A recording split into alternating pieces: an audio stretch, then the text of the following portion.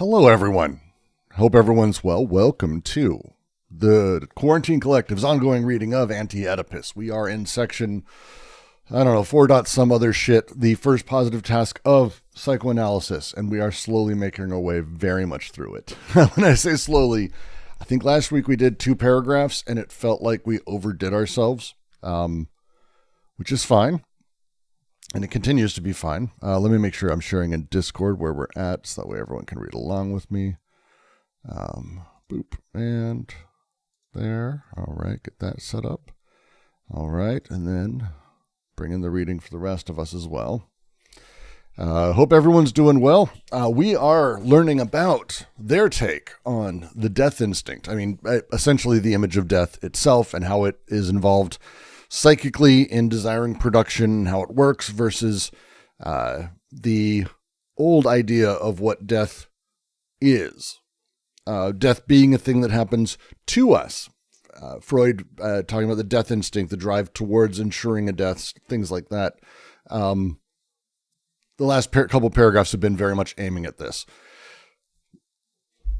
We're going to be going line by line at some point through what is a very long, very large paragraph with a lot of points, but we're going over the death instinct because it's kind of important to just go a little bit back inside of this previous page. They're going over the BWO as the model of death, talking through the nature of how horror stories have used this.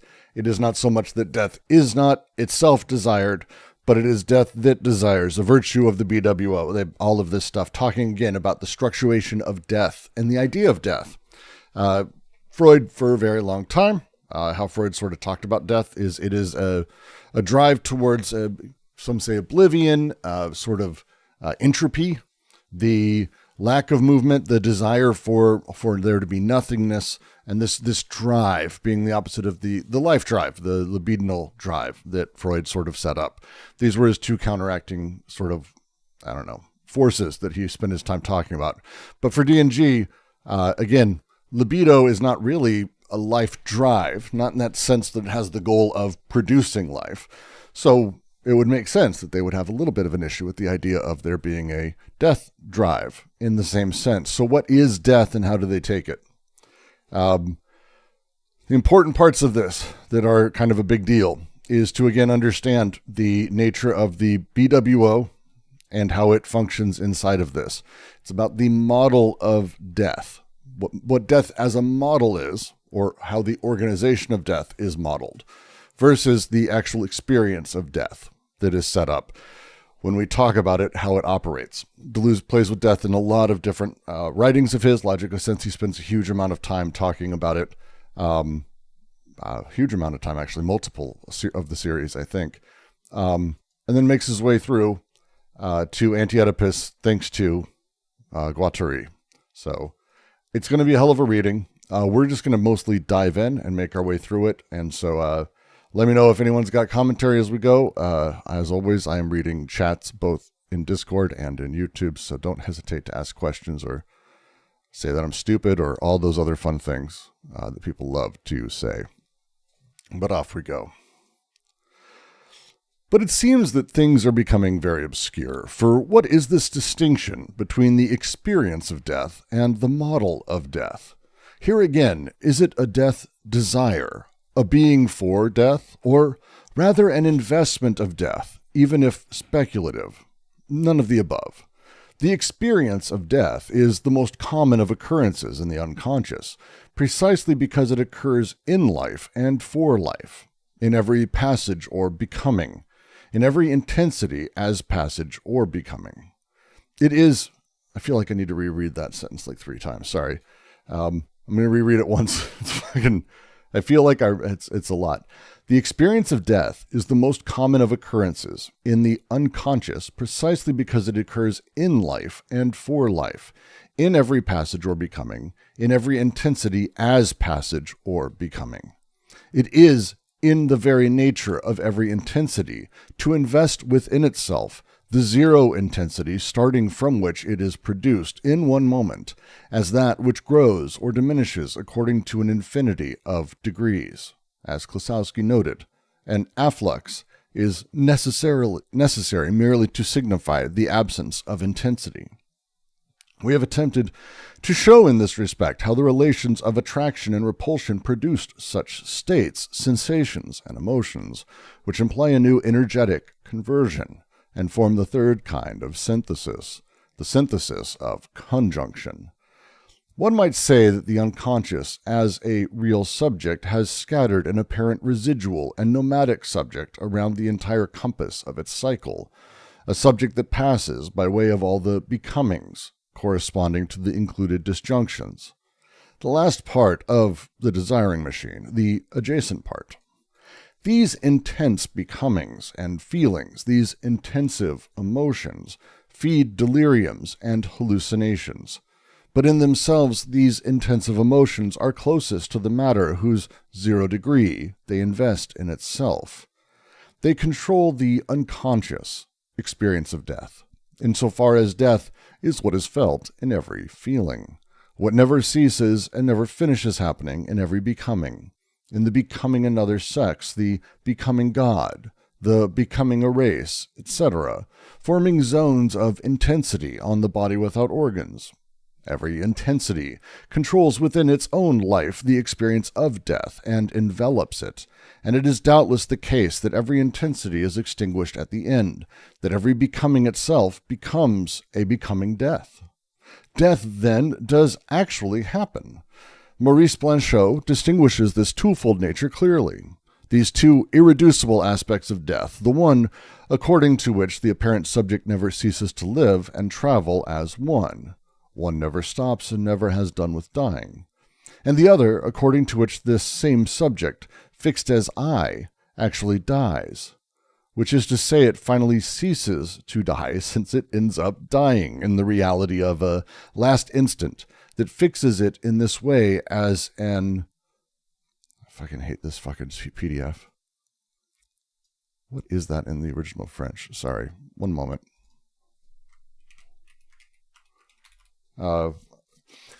All the while undoing the intensity, carrying it back to the 0 that envelops it.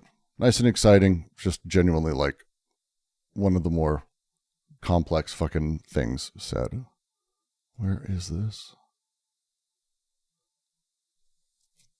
2 seconds, sorry everyone.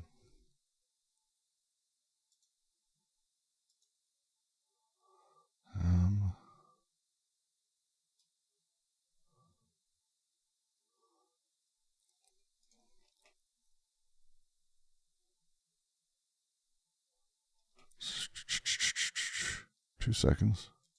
It's here, and then I am not seeing a match for this sentence, and I fucking love when that happens.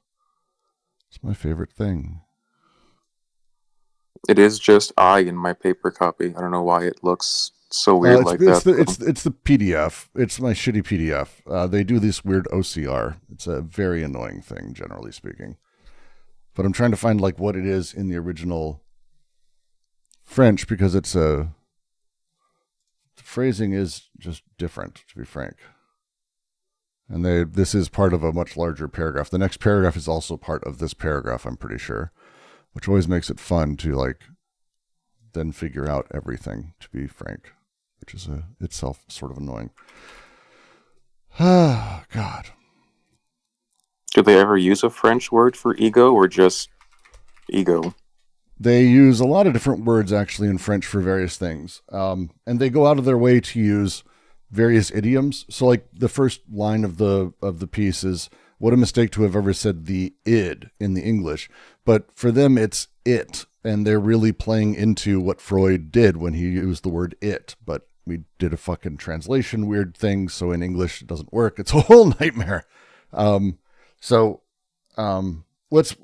Let's make our way through and just go back. We'll make our way through and get our way back to this while I'm trying to figure out where it is in the French task.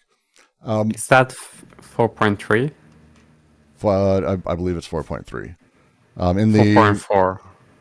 In my 4.4, French edition, I have it in 395, page 395 of the French. Is where I have it. I mean, maybe it's 395 is in for me the French. But But it seems that things are becoming very obscure. For what is this distinction between the experience of death and the model of death? As I said, they're trying to get at how we conceptualize death. The death instinct, or thanatos, versus libido, which is the life instinct, or the creative instinct, or the copulation instinct. There's a lot of ways you can sort of talk about that. But the whole question that they're opening here is our distinction between the experience of death and the modeling it. These things are ultimately complicated, and it's like, hey, is this fair to do?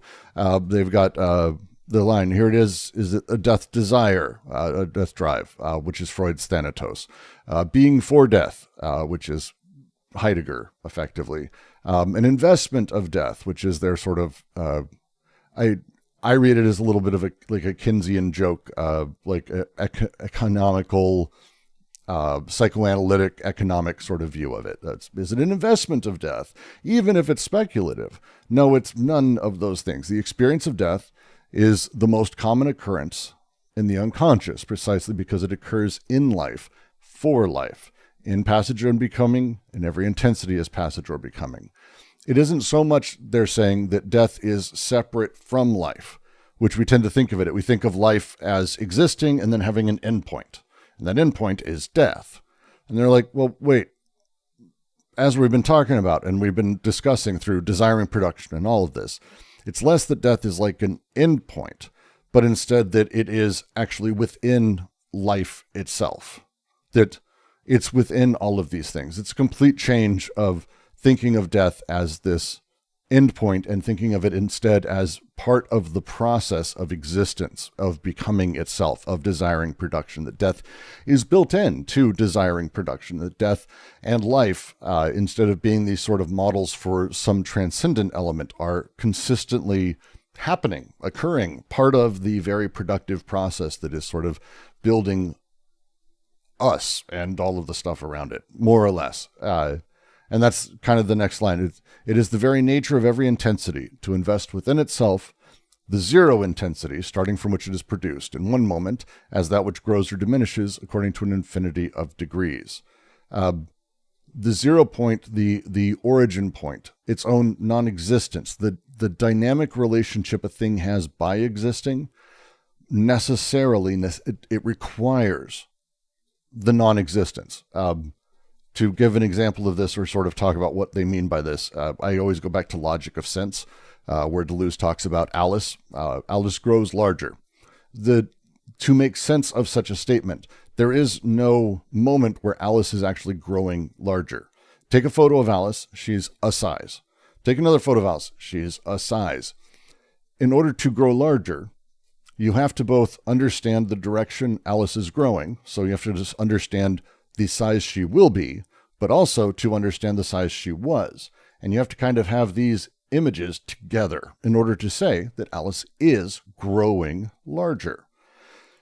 Death would be like this as well, necessarily. The zero intensity, the thing that something exists as, because again, what exists? Well, desiring production. Well, then what would be the thing it's sort of implied by that? Well, implied in that is the zero intensity, the starting point from which it is produced, the thing that they're talking about. Their own absence is contained in their existence. That odd thing is kind of where they're driving, that this complexity of all of these things, these feelings we have, the emotions we have, the affect that exist, have their own absence also built in because they exist. It's, again, the same kind of thing. Every intensity ultimately does relate to its own non-existence, its own entropic non-existence, a zero state, because it is a dynamic relationship as a thing.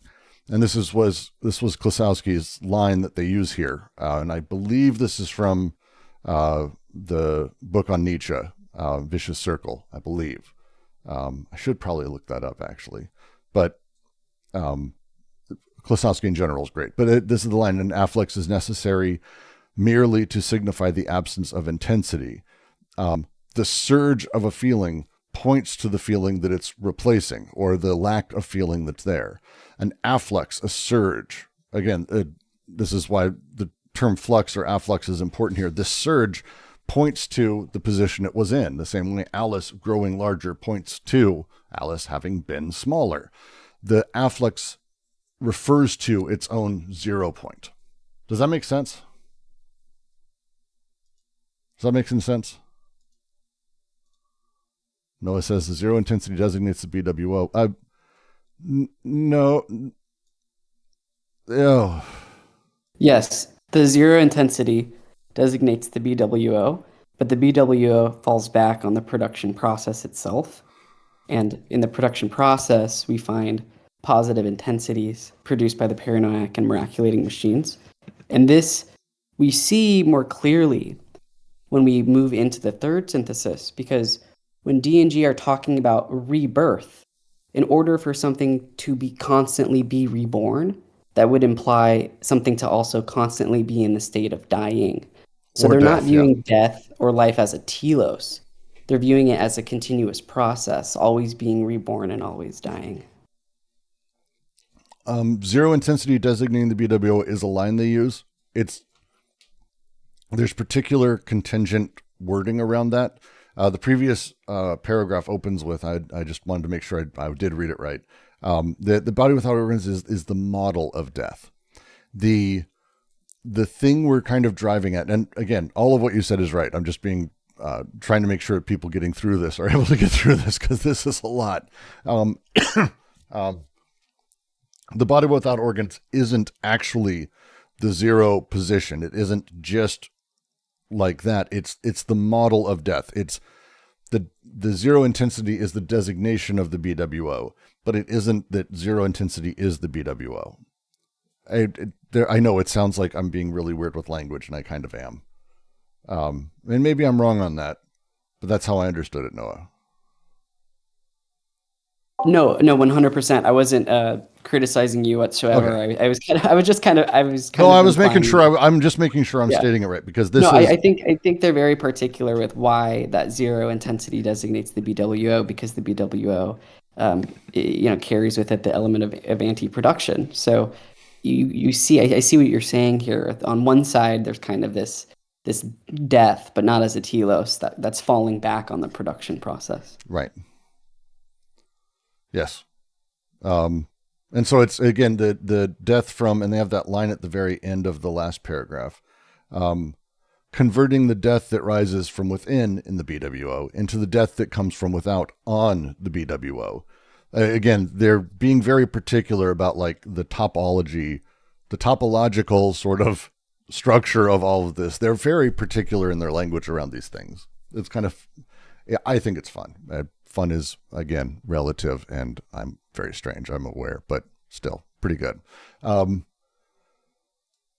Klosowski's fantastic, by the way. Let's see, where was I?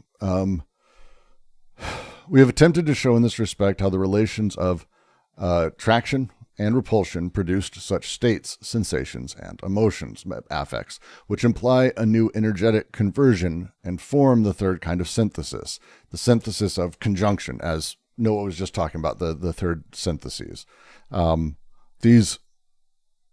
thing they're referring back to is, again, throughout the book, but they kind of just went through it a little bit ago in this section, where it's these opposing forces are ultimately what sort of create these states, sensations, emotions, as these points of intensities that sort of exist that play around. This is the energetic conversion that they're calling the synthesis of the conjunction. This last little bit, part of the model of the synthesis, the connection, disjunction, conjunction. And this last little bit is what they're saying. There's this new energetic conversion and form the third synthesis. So we have connective, which is again, desiring machines, partial objects, all these things. They connect. The disjunctive, which is recording, the sublimation into recording of libidinal energy. And then from that, and the massive, tapestry that is sort of existing inside of that, you also have everything sort of repulsing, attracting, all of these elements sort of within or on the BWO doing this. And this includes death, by the way, all these things. And from that, you have this last energetic conversion. This is the third synthesis, the synthesis of conjunction, the last of the sort of steps of the syntheses. One might say that the unconscious as a real subject has scattered an apparent residual and nomadic subject around the entire compass of its cycle, a subject that passes by way of the becomings corresponding to the included disjunctions. The last part of... It's so much. It's so fucking much. The last part of the desiring machine, the adjacent part. Think about this. This is about subjectivity, the creation of the subject. The unconscious as real subject scatters an apparent residual and nomadic subject around the entire compass of its cycle. This subject passes by way of all the becomings corresponding to the included disjunction. And the last part, the adjacent part. So it's not so much that there is a subject or a dude like wandering. The subject is not adjacent. The subject is scattered. Like the wording is so fucking weird in this, but it's because when people talk about the nomadic subject, they tend to think of a subject walking around the BWO, like a schizo out for a walk. But a schizo out for a walk isn't actually just a subject out for a walk. They are all of their parts interacting with all the things. There isn't really a single cohesive ego there. That's the whole point. There isn't a consistent singular ego. That's the model that they're sort of referring to and they're trying to refer to versus the patient on a couch. So if we talk about this subjectivity as being scattered and nomadic, it isn't a single nomadic. It is nomadic in the sense of like it's kind of going everywhere, part of all of these things. It's this real subject scattered and apparent residual nomadic subject, the entire compass of the cycle. And this subject, this scattered nomadic, passes by way of all the becomings corresponding to the included disjunctions. All of these transformations that are happening, the repulsions and the attractions, in mass, all of this. This is the nomadic subject. It isn't like we think of nomadic as like a nomad, but think instead of, when you talk about a nomadic group, you may say at any point they're sitting there, they're in that spot. But in time, they aren't. A city, a non-nomadic civilization would be there, and then later they're there, and they build out from central place, sort of up higher and then out. But the nomadic group is everywhere. They're all over that place, kind of wherever they need to be at any given time. It's easier to think of it that way. So this is the sort of play that they're making with. The next sentence, I think, helps a little bit where they say these intense becomings and feelings, these intensive emotions, again, with the nomadic subject kind of everywhere, feed deliriums and hallucinations. But in themselves, these intensive emotions are closest to the matter whose 0 degree they invest in itself. Becomings always generate these intense affective emotions, experiences. These things feed deliriums, which are social beliefs. They feed hallucinations. They don't mean, they do mean hallucinations in that sense, but they also mean how people see man, woman, how people see Brooks, or they see someone they hate as a thing, or like whatever it is. These are hallucinations, these things, but in themselves, in just the intensive emotions, the things themselves, the intensive emotions are closest to the matter whose 0 degree they invest. That they're connected to the material reality at that 0 point. Death is kind of their connection to all of these things. They're always closest to that. They never move away from that. Death is never far away from us. Death is never not part of the process. 0 point and all of that is not something we're hoping to achieve. It is imminent to the very nature of desiring production itself. It's the very, very specific thing. And to continue a little bit, please stop me at any point. I'm kind of just now going because there's a big point they're trying to make about death that is incredibly important, and it doesn't really come out in a single thing as far as I'm aware. So we'll find out if we suss it out at some point. Because we have this last part of this. They control the unconscious experience of death, insofar as death is what is felt in every feeling, what never ceases and never finishes happening in every becoming, in the becoming another sex, the becoming God, becoming a race, forming zones of intensity on the BWO. As I was just saying, death is always present in all of these affective emotions. It is continuous inside of becoming another sex. Death is built into it. Not in the becoming another sex means death, but in all of the little tiny emotionally productive desiring machine connections and disconnections and all the things. Death is in all of those. And all of those intensities are also filled with death. And then therefore becoming another sex, which is the molar becoming that may be of all of them, or becoming God, or becoming a race, or whatever the fuck, any of those. Death is continuous in all of those, not just within, continuously within, always within. It's within all of the becomings. The becomings themselves are the zones of intensities on the BWO. That's what the becomings create. And this whole virtuality is, the virtualization of things is kind of death built in. This is the thing that they're driving at least as I'm reading it. And so as such, death does happen. That's the line they're going to say, because they say, just to keep going in order, every intensity controls within its own life the experience of death and envelops it. It is doubtless the case that every intensity is extinguished at the end, that every becoming itself becomes a becoming death. Everything contains its own relation to death, and all becomings ultimately become becoming death because it's necessarily a transient thing. Becoming is becoming, but it isn't like, don't do the thing. I've seen people do it, and I think I may have done this or thought about it, where it's becoming is almost an eternal transcendent thing. Like there's a stable becoming. Oh, I'm always becoming. No. We are all always becoming, even if you don't think you are. That doesn't matter. The reality is that everything is always this transient becoming that has becoming death built in to the entire thing. It's not death as finality. It is that everything has death built into it always. And it's the becoming death is part of that. Every experience contains its own relation to death. Everything you do, all the things you become, has a relation to death sort of baked in. And ultimately all becoming death, because ultimately we do move on and become something else. The becoming is always shifting. Yeah, LJ. Sorry, just joined. Oh, no, you're good. Continue. You're good. I had to attend another meeting. You're good.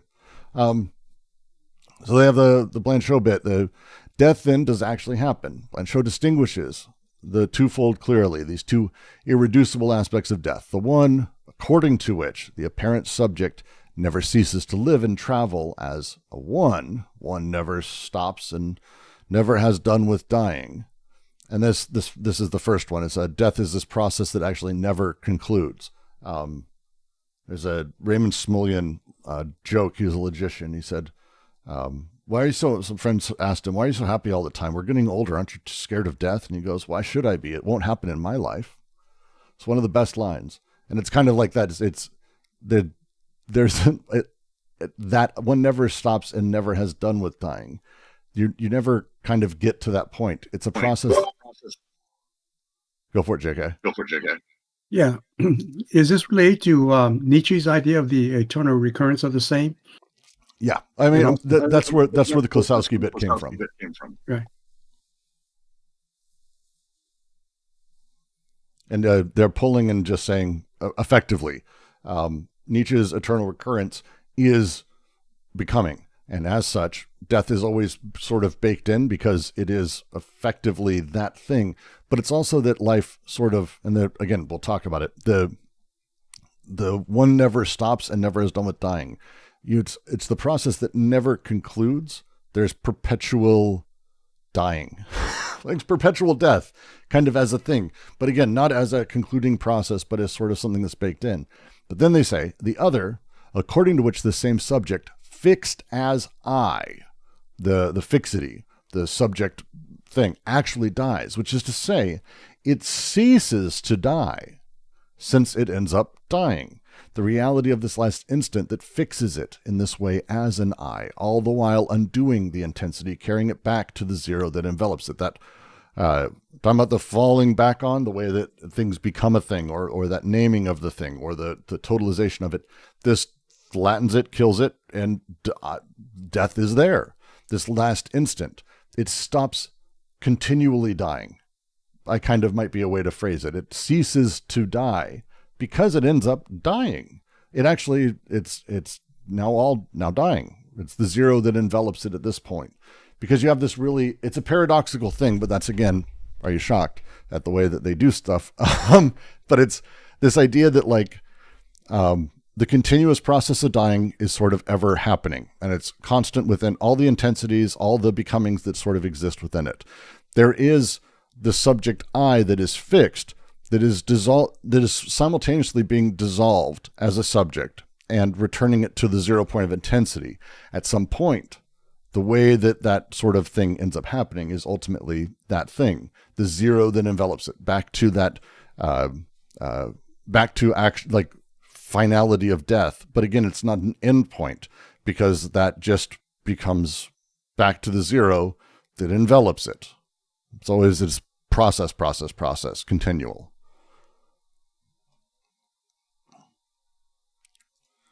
Noah says, Cartesian subject is what dies, because in this case, the subject identifies with the desiring machines. So when the desiring machines cease, so does the subject. Yeah, more or less, yeah. It's a lot. It's good wording. I personally really appreciate the wording on it, because it's the movement away from the idea of death as an endpoint. And so death drive as a goal, or life drive as a goal, which is very Freudian as a thing and carries through a lot through things. Again, still is, generally speaking, symbolic, molar, goal-oriented, very different than how desiring production forms. But death is part of it. It would be ridiculous to think otherwise. There is a zero state that has to be built in, but there's also life that is built in. And these things aren't necessarily goals or the, the Tao, where it's like white and black swapping. It's no, these things are baked in varying ways that the nature of the larger attraction, repulsion, dance that's happening thanks to the BWO are continually producing. That's this paragraph. Yeah, I think that's this paragraph. Because, and just to mention, JK, the next paragraph is literally going to be about the eternal return. Like, very much. So, yeah, we're in that space. We're playing with that.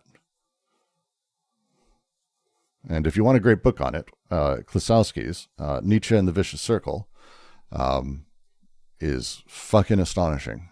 And, they mentioned Klosowski here. All of this shit is very much from that.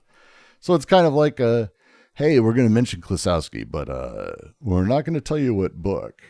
Which is like, God damn it, guys. It's a good book. Highly recommend it. Everyone good?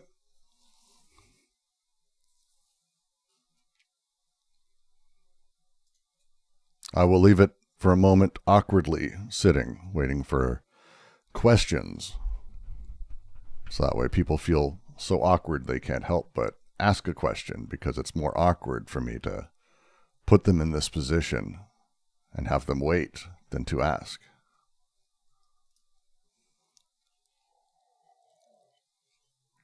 And maybe there's nothing. Fair enough. Who am I to say? I'm not going to force it. Fair enough.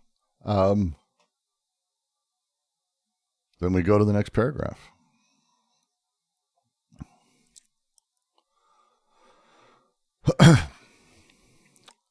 From one aspect to the other, there is not at all a personal deepening. 1 second, let me make sure.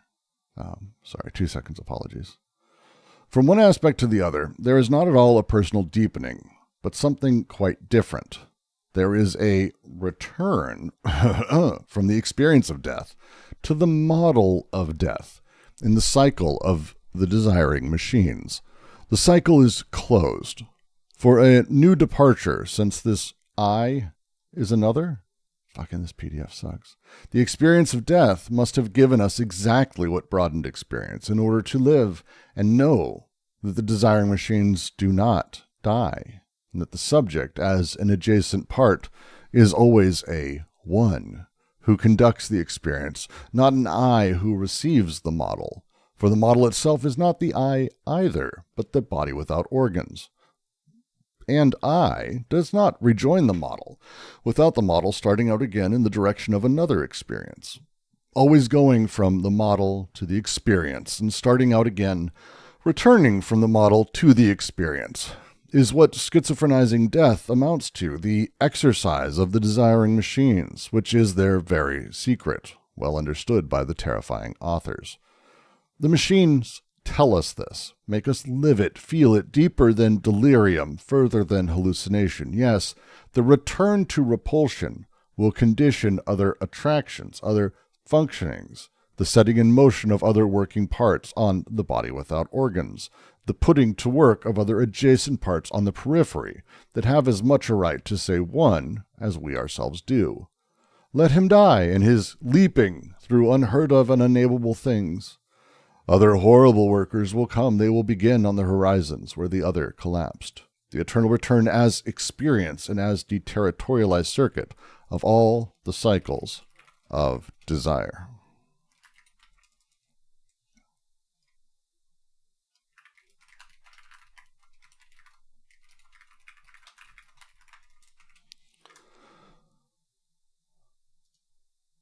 Huh?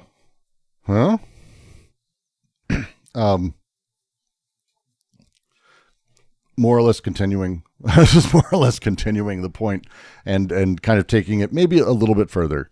More or less, I think. I mean, simply put, I think this is just more of that. But to go back through, from one aspect to another, there is not at all a personal deepening, but something quite different. There is a return from the experience of death to the model of death in the cycle of the desiring machines. Yeah, what's up? Yeah, what do you think about Heidegger's critique of Nietzsche as the last metaphysician? I guess he's referring to this, the eternal return of is a kind of a metaphysical, viewpoint, right? Yeah. Is it kind of a metaphysics? Yeah. I don't know. I'd have to think about that one. That's an interesting thought.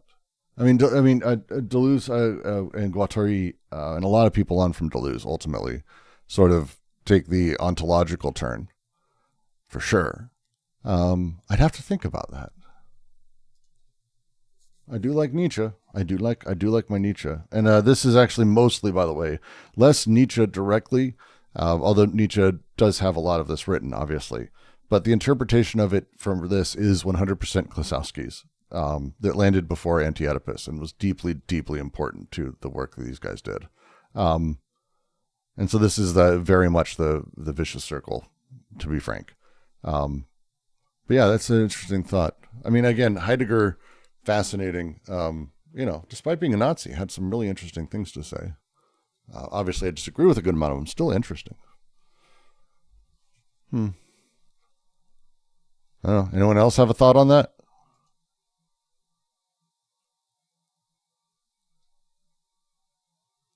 No? Leaving me out here to dry? Hanging dry? Just hanging me out. It's leaving me. All right, fair enough. Fair enough. I'm not going to force anyone to do this. So we open here, what I just read previously. Blanchot and Deleuze these guys were talking about kind of the two modes and two aspects of death, you could say. But it isn't that you're like moving from one to the other. This is not a personal deepening. This is not your process. This is not that of the subject. That's what it opens and says. Instead, it's a slightly different thing. This is, I know we're talking about Nietzsche and the eternal return. This is that. It's cyclical. It's a movement between experience and model that happens, and model and experience and model, back and forth, back and forth, back and forth. Desiring machines is like this conceptual element, this productive force of desire that does this pushes it. And you end in a place. The cycle is closed. There is nothing outside of it. It doesn't, this is a closed cycle. There is no connecting to things outside of it. This is consistent. This is closed off. It is shut off. It is circular and self-contained. For the new departure, since this I is another, obviously not asking this question as a thing, but instead talking about the completion of a cycle and a new departure, and this I. This is Rimbaud's, which I don't pronounce correctly, but it's the gilles un autre, the I is another. I know I'm not pronouncing it correctly, sorry. But it's the I is another, that I'm always being reborn. And that's the line they've got here. It's, since this I is another, so there we go, Rimbaud. And that's the, yeah, this is Rimbaud. He's fascinating. There's some really interesting lines to just read. Noah's got it in the chat, so I'll just read it. Rimbaud, letter to Paul Domini, 15th May, 1871. The poet makes himself a seer by a long, gigantic, and rational derangement of all the senses, all forms of love, suffering, and madness. He searches himself.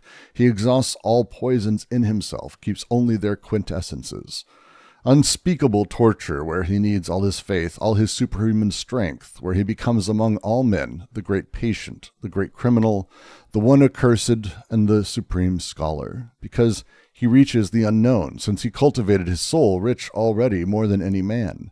He reaches the unknown, and when bewildered, he ends by losing the intelligence of his visions. He has seen them. Quote, the emphasis I know you added, but it's good. Let him die as he leaps through the unheard of and unnameable things. Other horrible workers will come. They will begin from the horizons where the other collapsed. The earlier parts also Rimbaud. They really like him in this because it is about that consistent death that is happening. For this I is another. The experience of death must have given us exactly enough broadened experience in order to live and know that desiring machines do not die. The death as a process of life ultimately allows us to see and understand this process and see these things as sort of this odd continuity, this odd immortality that exists sort of immanently. Again, the productive arrangements of desire itself are almost immortal in this process. They never stop. They never really die, not in that sense, but subject does. Subject constantly is changing. There's always death as part of it that's kind of constantly happening. Don't pronounce the D in Rimbaud. That makes it easier. Thank you, Xlas. And I'm sure Estelle is furiously writing me a note about all the ways I'm mispronouncing everything. Well, I can just pronounce it. Please. Rainbow. Well, I'm not going to be able to say it that lovely. There you go. I will just snip that, and I will just have that as a soundbite.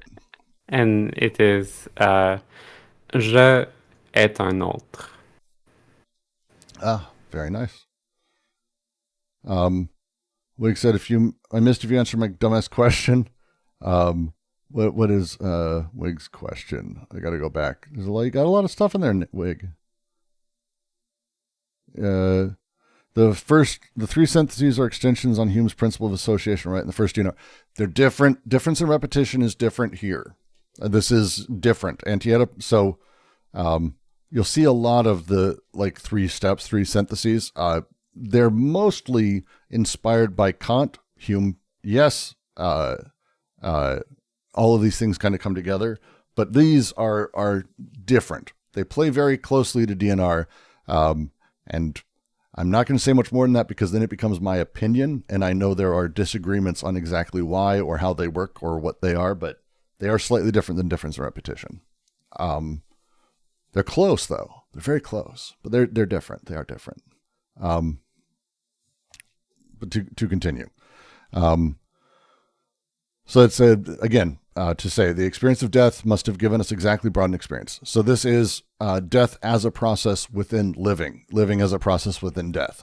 We gain this odd understanding of desiring machines, the arrangements of things that produce and that they do not themselves die, and that the subject, as an adjacent part, is always a one who conducts the experience, not an I who receives the model.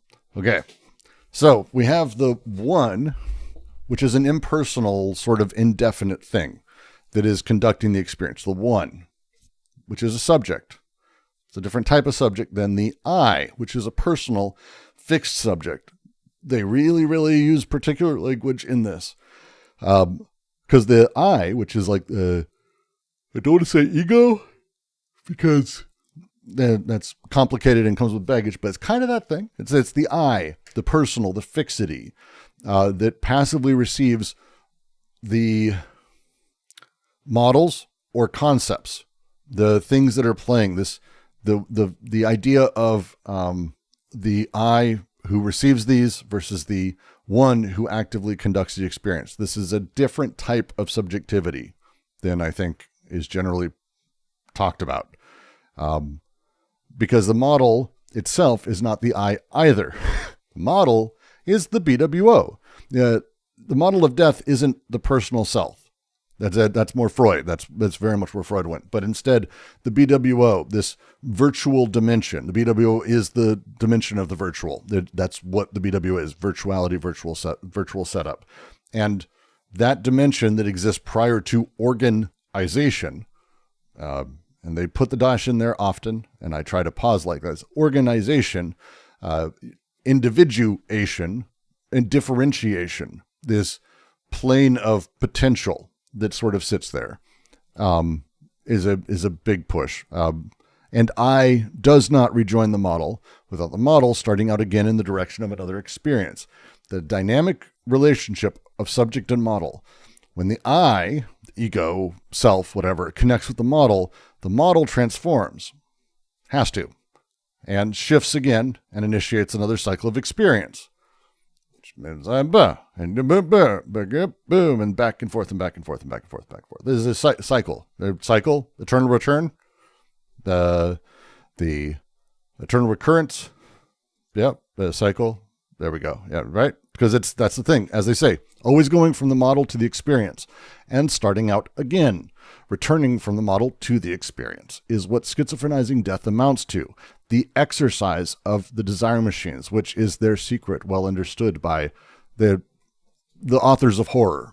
Terrifying authors is weird fucking translation for that. Weird translation for that. It's well understood by the authors of horror. They talked about the authors of horror a moment ago. The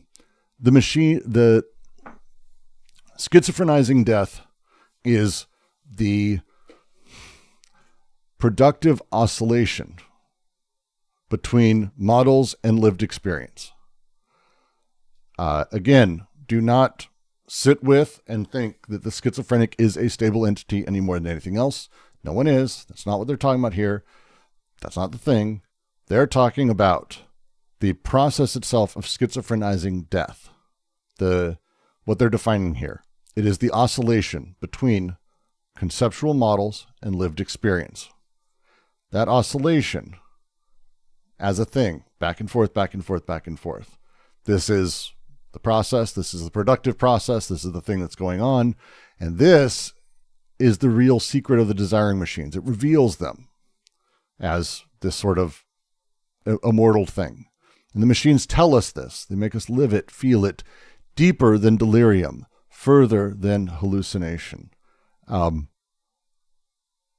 It isn't at the molar level or at the definable experiential level. It's deeper than delirium, further than hallucination, right? Which is things they've been talking about this whole time. That this is, how to put it? It's eminently directly through the experience itself. It's beyond what you would call an altered state. That's not what they're doing. That's not where they play. Yes, the return to repulsion will condition other attractions, functionings, the setting in motion of other working parts on the body without organs, the putting to work of other adjacent parts on the periphery that have as much right to say one as we ourselves do. When we have the BWO, and the BWO is an organization, it is an organizational material. It sets that up. It's doing configurations. It's putting those together. It's conceptual configuration. The cycle of repulsion and attraction puts in motion other things on the BWO and fucks with that configuration, shifting potentials, activating different spaces, creating an entirely new subject or subjects through these adjacent parts on the periphery that are just as much and have as much right to a subjectivity as we do, our self-stable one. When we talk about the nomadic subject isn't walking around like we do in real life. It's a very molar way of looking at it, very simplistic way of looking at it. We're talking about the production of multitude of subjects that all have the right to say one as much as the one that we call I. Yeah, that would be the phrasing, I think, for it. So when we have all of these subjectivities being created inside of all of these weird potentialities and these weird places on the periphery, all of these are made. So let him die in his leaping through unheard of and unnameable things. Other horrible workers will come. This is the Rimbaud quote. They will begin the horizons where the others collapsed. The idea that when one subject, one process reaches its limit, the end of its process, whatever it is, new processes show up. Your subjectivity may end, a subjectivity may end, but that doesn't mean there's no subjectivity. News will show up and they're overlapping, constantly happening. They're always going. The eternal return as experience, the deterritorialized circuit of all cycles of desire. And this is 100% Nietzsche's eternal return, sort of brought back as this experiential process, not really talking about it as a cosmological sort of large grand scale theory, but instead very imminent to the process of desiring production, this deterritorialized circuit that has all the cycles built into it. Yeah. And Rimbaud's Letter of a Seer, I feel like I want to pull up too, because that's where they get the cute line, the I, since this I is another that opens this for a new departure, since this I is another, that's, again, quoting Rimbaud from that. I need to find that. I don't know if I have a digital copy. Please, what do you got for me? Yeah, so the question is, the I, can the I actually experience death? So if it can't experience death, it is only, positing or theoretically. The I is always experiencing death. That's kind of the idea that again, I'm oversimplifying a bit here, but the I that is the. Sorry, can you mute yourself real quick? Sorry, I'll let you know I'm done. The I that exists, that is making its way through, that's doing stuff. Death is kind of a consistent thing because that I that I'm calling myself, there are many ones, those pre-personal or impersonal versions of subjectivity that are constantly growing and living and dying, right? Overlapping across all of this. And so when you have the I that is there, that is going back from the model and back and forth, death is in that oscillation, that reference to the BWO, the model, death is that. So there's a consistent death always, that's always just part of that schizophrenizing death itself. It's the exercise of desiring machines, as they say. They make us live it, feel it, deeper than delirium, further than hallucination. The way death is built in. So it's always part of it. Now, will the I subject ever actually experience death? No, because death isn't a finality, it's a consistency. And then at the very end of what you might call life, as we might define it, that's just the ceasing of all of these things. But it's not really death being experienced anymore. It's, again, the line, why should I worry about death? It won't happen in my lifetime, which is true. And that's kind of the play they're making, that it's constant and that everything is always dying. But is there a difference between the experience of change and the experience of death? Because we anticipate death. We see other people die, but we don't really experience that death, or nor does the person who dies experiences death to ever, be able to come back and tell about it. But there's a change, right? But they don't experience that ultimate final change of death. And we in life experience changes that are taking place, and we could say, okay, well, it's like death perhaps, but it's not really the finality of death that we experience. Is there a difference there between change and actually death? Because we anticipate death, and that's why we're afraid of death. We anticipate it. Can I? Please. Well, you say we anticipate death, but you're talking about like a very specific, maybe, I don't want to use the word model, but I guess you're talking about like maybe like biophysical death where like the body dies, right? And when you say we anticipate that, D&G aren't saying that, we're invincible. I think rather what they're saying is that when you view death as this sort of finality, that's a problem for them because the subject is always dying for them because the subject is always being reborn. So when we see like JK as a subject, or the Nietzschean subject, or the Schreberian subject, so on and so forth, that subject is always already in a constant state of dying, which is why it always goes from the model of death to the desiring machines and back and forth. But we have to remember that this is immediate, because production is immediately distribution and consumption. So when you're saying like, we look at death and we see it, I think for them, rather than using the word change, we should just use the word becoming, because they're being very clear that the process of becoming is a process of always dying and always being reborn. I don't know if Brooks wants to add anything. Yeah, I would. I mean, I read it a little bit differently. Like, again, I'm just saying this is all fucking opinion at this point, because I think this is really the fun stuff. To me, there's a difference. I went back and I reread a little bit, because the way Blanchot goes over it and the way they reference it is the difference between the one dying, which is the pre-personal non-fixity, versus the ego dying. Because the dying that is sort of happening, the death drive is, where all of the subjectivity are ever changing, that's one type of death, and is a death that is always, always happening. But that changes then. The fixity, the ego death, someone finally dies, but it's actually not so much that they die, it's that they're not dying anymore, which is weird to think of, but the way they phrase it, it ceases to die since it ends up dying in the reality of a last instant that fixes it in this way as an I, all while undoing the intensity and carrying it back to the zero that envelops it. So the process of dying never actually hits. We never actually just die. Becomings are dying, but there isn't actually like a final moment. But the moment that there is no, the eternal return isn't happening anymore, well, it returns back to the zero that envelops it. And so death ends, but it's not so much that death as a model becomes us. Death doesn't become us. It's instead the idea that death stops and the process of dying stops, because the process of dying necessitates the rebirth in that way.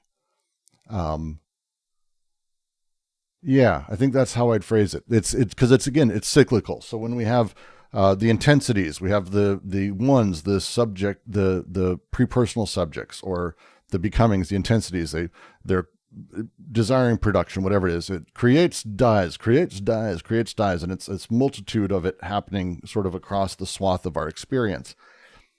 Then when suddenly like all of it stops dying, when we don't die anymore, well, that's death. It sounds so weird to say, but it's actually making a sense to me in that way. And I don't know if that's because I'm breaking. I'm going to say that's actually probably yeah, because that's the phrasing that they use in the previous, where it says, it is doubtless the case that every intensity is extinguished at the end, that every becoming itself becomes a becoming death. It's not that death becomes us, I think I would say. It's that that all of these things, there's a becoming death that's part of it. Death then does happen. Blanchot distinguishes the twofold nature clearly. Two irreducible aspects of death. The one, according to which the apparent subject never ceases to live and travel as one. One never stops and is never done with dying. Then the other, according to which the same subject, fixed his eye, actually dies. You could even, like, if you were to go back, like, Sylvia Plath, like, oh, we're all always dying kind of fucking thing. Yeah, we're all always dying. And when we stop dying, we're actually dead. It sounds so weird to say, but yeah, I'm going to say that's how they're phrasing it, which is really interesting. It's a shift in how we sort of model death and how we consider it. I think the hardest part for me to sort of grasp is how they've been describing the BWO in general, because they seem to be oscillating here, and you can correct me if I'm wrong, but they seem to be talking about the BWO as a model of death in the entirety of the production process. Yes. But simultaneously, we do have these sort of individuated ontologies in a way, because they do talk about my BWO throughout AO. They talk about Nietzsche's or Little Joey's BWO and so on and so forth. So you have the BWO, and then it's weird because you also have individuated BWOs as well that they talk about. So I am sympathetic to JK's question here, because it's like Nietzsche as a person, or the Nietzschean subject, it is true that they're always in a process of, dying, but at the same time, there is like a biophysical death that kind of puts an end to that affection in a way, because then there's no more affections to occur on Nietzsche's right. BWO. But even that, I mean, I would say it's the same. There's a moment, all of our cells are always being replaced and dying, right? Biologically. Almost all. I mean, effectively all. We have a continuous overall process of the living cells that are constantly regenerating and rebuilding. And there's a point that comes that stops. Well, you could say that they stop being reborn, but you could also say they stop dying, because cells stop dying, because now they're all dead. And there's a different shift when we start talking about death in this type of model. They're not denying death. I don't think that's the plan. And I've read enough secondary sources on this. There's no denying death is not the goal. This isn't that, everyone's immortal or whatever. Desire machines, maybe. Partial objects and all that stuff. They have their own weird thing. But like us, I think it's like death happens, but it's a question of shifting how we view death as a thing. And this is the BWO. An important distinction is that the BWO is modified and changed through this process. Well, it is the model of death, right? It is sort of that 0 point, but its function of organization, how it does that, is consistently changed by the movements of the nomadic subjects on it, or how the world is impacting, you could just say. The world changes and the BWO then is impacted, and it's happening imminently and constantly. And so that death that's always happening of that subject also changes, because again, what's actual gets subsumed back into the virtual and then spit out again and again and again and again. It's not a process of like leaving the actual behind as the virtual sits above it. It isn't the possible spitting out the real. It's the virtual and actual in like an eternal recurrence of the same, going back and back and back. And that shifting of the cycle where it's the model of death, return from the experience of death to the model of death, the experience of death, the model of death. That cycle itself moves. The experience of death has given us enough broadened experience in order to live and know that desire machines do not die, and that the subject, as an adjacent part, is always the one who conducts the experience, not an I who receives the model. I am hungry. No, that's the one who receives the model. But Hungry Brooks died when I ate food, or Thirsty Brooks died when the model that is received is me. I receive the model. But the model itself isn't the I. That's not really the thing. That's the BWO. And the I does not rejoin the model without the model starting out again in the direction of another experience, always going from model to experience and starting again, returning from model to the experience. This is the schizoprenizing death, the exercise of desiring machines.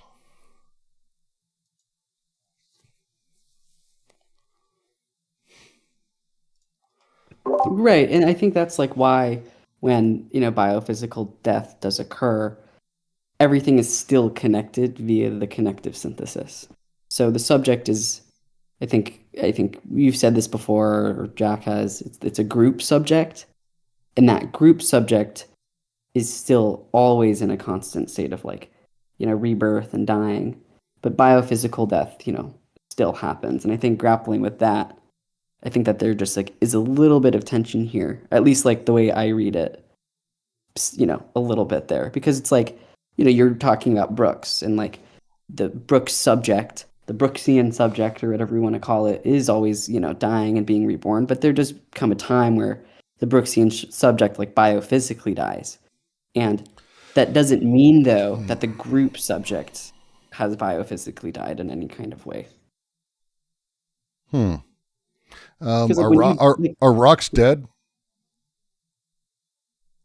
Well, I think they are in tandem with the group subject via the connective synthesis.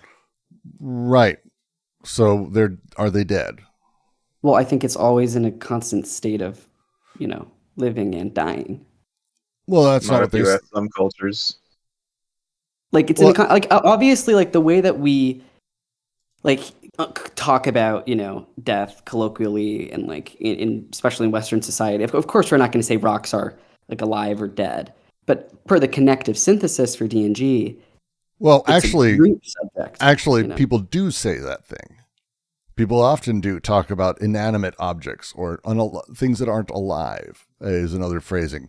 The model that they're wanting to tarry with is that, as I read this. So I'm not saying you're wrong. How I'm reading this is that they're trying to tarry with the idea of what death is as a concept, the concept of death itself, where death is the heat death of things, or the loss of life. But the loss of life is kind of a weird line, because that becomes a thing then, well, wait, when does death actually happen? Is there a moment? Because there has to be transition state. His line in Logic of Sense he uses a lot is the idea of the soldier who is eternally mortally wounded, because they're always dying until they're dead. But you don't actually die. There's no moment of dying, because what is that transition state? That's itself deeply, it's a fun philosophical thing, but the question is so what is death? And for them, it's, as they're talking about it, this constant process of everything is always dying. All of these things eternally, returning to experience to model, experience to model, experience to model. But when that's broken, when there is no returning anymore, then the I dies. That's that last instant that fixes it in this way as an I. The moment of death is basically when the ones that are actually conducting things aren't doing anything anymore, because there's no more returning to the model. There's no more carrying things back. It's the zero at that point that envelops all of these things. There's no more death that happens because death has happened. I just wanted to add, sorry, there is some construction going outside my window. I don't think it's been filtered out. So I think another interesting way to look at it is these Oedipal text, or whatever is the model or logo of Oedipal conflict in mythologies or contemporary politics, where they have to involve some sort of inanimate object, right? For example, in mythologies, there's always some sort of special stones that precedes a lot of these things that's happening. And I think it explains, why the is inanimate object that is usually presumed doesn't have a consciousness, they are still playing a very role in these very systematic mythologies. I'm not sure if that makes sense, because for me it explained it better than, okay, is this piece of rock alive and dead? Then it's, I think, the in the mythologies and folklores, these rocks actually plays a pretty important roles, and I think that fits into the kind of death they're talking about here, right? Well, so, and the reason I ask about the rocks is because, like when we talk about, and this is, the decentered subject is very difficult to sort of conceptualize here. Are rocks alive or dead? Well, wait, my conception of them and the ones that are being produced, the ones versus the I, the shifting and changing of what that rock is and how it is, the rock is part of and baked into the multitude of desiring machines that are part of experience and that are producing evental things that are emotional, that are then, again, the shift that is happening from one to the other. So can one ever die? No. Can I die? Because yes, at some point there's no longer the back and forth. But again, this is where it shifts the mentality of what death means and how death works. Again, that's what they're trying to do here, is shift, I think, and as I read it, the very nature of how we view death or consider it, because it implies life as well throughout all of this. And so when we talk about how death works, this is important because the threat of death, which is sort of baked into a lot of social existences, especially within capital, because Thanatos and the death drive is within capital. They talked about that throughout. But the threat that's there is, again, a threat not so much for death, but because it is imminent, it's a lack of change in the BWO. It's a hardening of the BWO. It's a non-returning of the eternal recurrence that brings about death, that shifts it, that breaks how desire desires effectively. And that elevation of death and that shifting of death is important to how they sort of talk about all of these things through all of it. Because again, it's a unique, very particular thing as they're talking about it, but it's a different shift in how they're wanting to sort of get through this, at least as I, again, read this.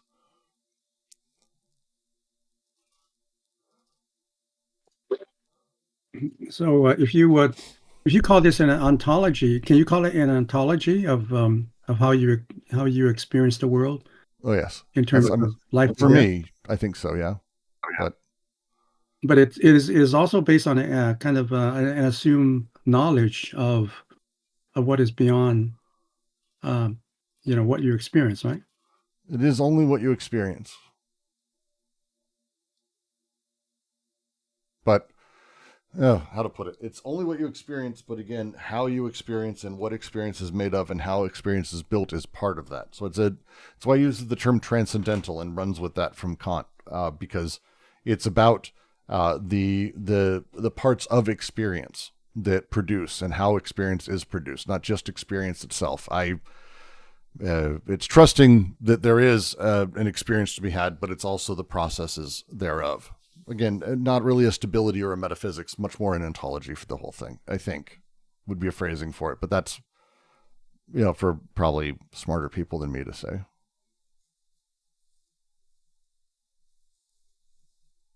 Just to briefly check in with one of the phrases, the schizophrenizing death. Mm-hmm. Do you think the inanimate and non-conscious objects usually appear in mythologies? Do you think it describes this concept of schizophrenizing death? Do you think it fits the description of this phrase? Because that's kind of what I was going for in the earlier comment. I'm not sure I can directly answer. You might have to restate it. Let me try to say a different way. We were going over last night, Sunday and I were going over the Factish Gods, Cult of the Factish Gods from Bruno Latour. Yes, I watched it. Okay. And one of the things that Latour really, and it's a brilliant turn, is he's talking about fetishes and how much power they had over local tribes. And we tend to think of, they have power because they were for that. But at the same time, they evoked interaction, power, rage, emotion in the conquistadors as well. So are these fetishes or these little statues, are they inanimate, or are they part and parcel, or are they a fetish, which is a talking thing? It's a thing that brings out thought, that evokes. And the answer is, of course, it's not just evocative to those who made it or believe in it. It's evocative to everyone in varying ways. And so when we talk about the schizophrenizing death, the model to experience, and again, returning from the model back to experience, this is the exercise of desire machines, a model to experience, and then back and forth and back and forth. And that's effectively the three syntheses, and the way that the three syntheses then have the BWO fall back on and then continue, and it's back and forth, back and forth, back and forth. So I think I would say yes to your original question if that fits what I just said. I'm not quite sure, but I will ask a little bit later in a different context. Thank you. Okay.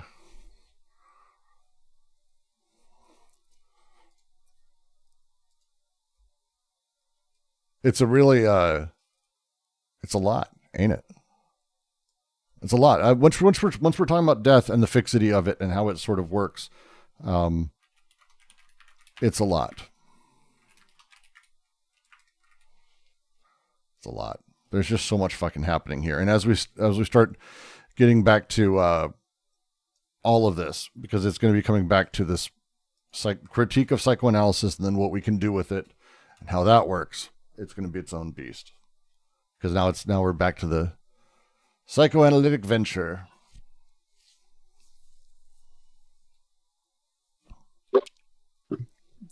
So it seems like, once you talk about these ideas like life and death, eternal recurrence, and so forth, aren't we jumping beyond our finitude of experience? That's what ontology is what you experience, right? I think that's their argument for shifting a model of death to not being beyond our experience. As I was saying, the Raymond Smullyan joke, I think, does say a great deal. I don't worry about death. It won't happen in my lifetime. We actually can't experience death, not in the sense of how we commonly talk about it, where a person dies. We experience other people dying, sure. But what is that? Are we experiencing death, or are we experiencing the death of another? How does this work? Well, also at the same time, what does death mean? Well, the model of death they want us to consider is the model for a thing, and then also the emergent, reactive, real world experience that is then built off of it, and then falls back to the model, and then the model shifts slightly, and then back out again. And this pulsing of production that's always happening and is happening in they use oscillation because we're talking about in the realm of, microhertz. Like we're not talking about once every 5 minutes. It's constantly slamming back and forth in a multitude of different ways. This model of death makes it so actually death is part of our experience, and that death is the return to the model and the hardening of that model, but then back out. So we experience death, rebirth, death, rebirth, death, rebirth, death, rebirth. But at some point, we just experience death. And it's less that we directly experience death and more that the model, which we are always experiencing, no longer experiences life. So we stop dying. So it's not so much that there is death in the sense that I die, it's that I stop dying, which is the end. The last instant of things. And that, because it happens that way, and that's the language they use, it ceases to die, so it ends up dying in the reality of a last instant that fixes it in this way as an I, all while undoing intensities, carrying it back to the zero that envelops it. It's a completely different model for death, basically. That makes it immanent, makes it experiential, it makes it ontological rather than outside of that. Very much. That's how I read this. But again, I may be overreading it, which is possible. Not a first.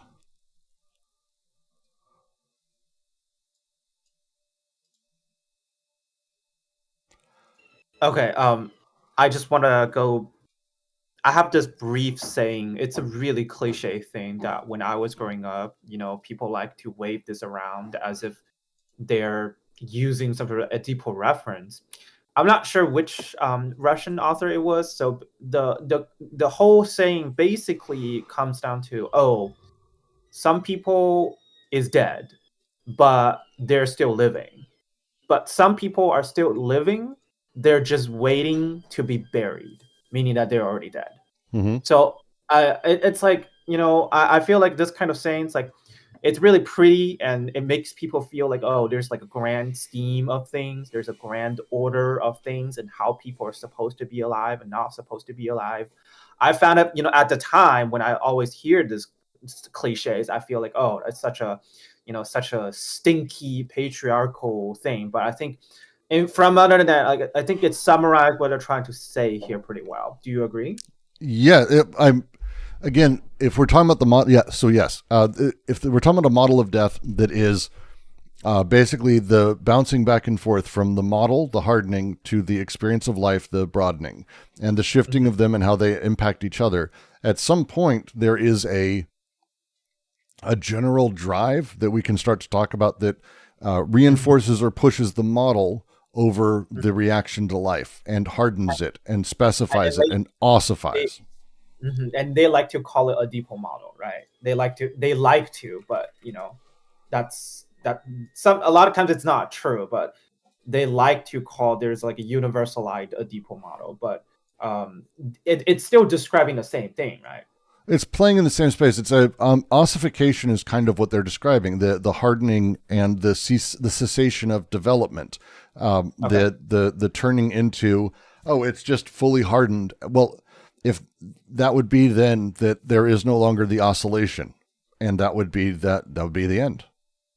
That's just it. It's the last instant that fixes it as an I, as a specificity, as an individual, as a totality, and no longer has the intensities that instead of that are carried again back to the zero that envelops all of that, which is death. Yeah, you said there's after the for the modeling, we can start to talk about some general drives, but once things are generalized or universalized and whatever, that it starts to go to that area where the intensities are annihilated.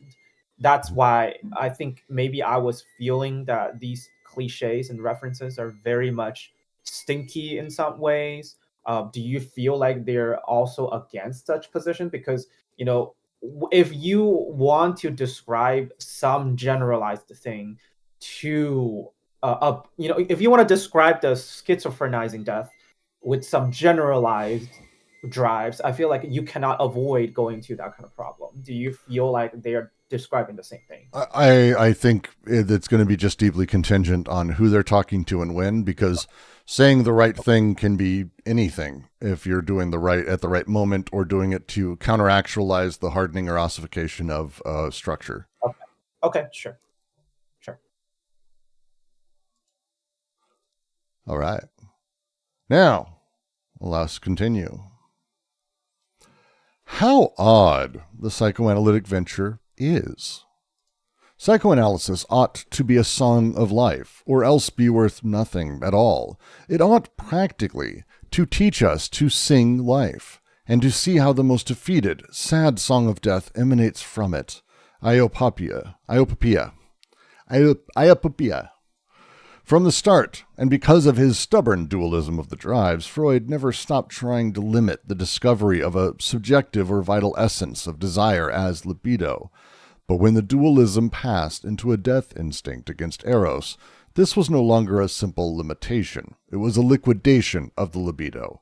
Reich did not go wrong here and was perhaps the only one to maintain that the product of analysis should be a free and joyous person, a carrier of the life flux, capable of carrying them all the way into the desert and decoding them. Even if this idea necessarily took the appearance of a crazy idea, given what had become of analysis. He demonstrated that Freud, no less than Jung and Adler, had repudiated the sexual position. The fixing of the death instinct, in fact, deprives sexuality of its generative role on at least one essential point, which is the genesis of anxiety, since this genesis becomes the autonomous case of sexual repression instead of its result.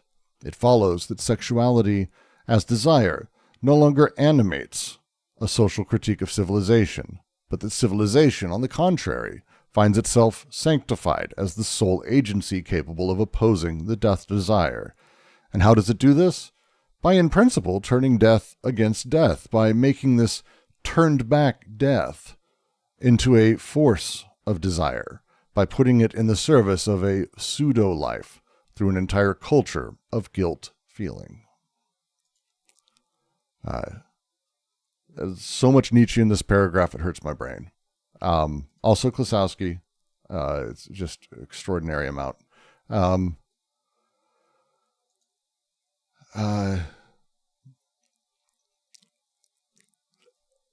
Not a super complicated paragraph. The opening here and like the first like little bits here is them saying, shouldn't psychoanalysis, which is intended to be like this, hey, let's help you, let's make you some other person.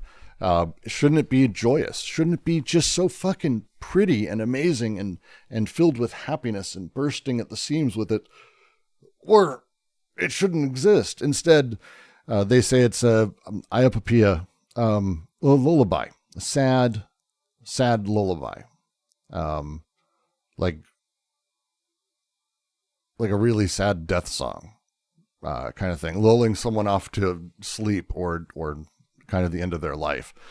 Because instead it's well, don't you understand? You need to be this. And that's becomes, again, if you didn't see this critique coming, hey, psychoanalysis is actually fucking with us and shifting things around.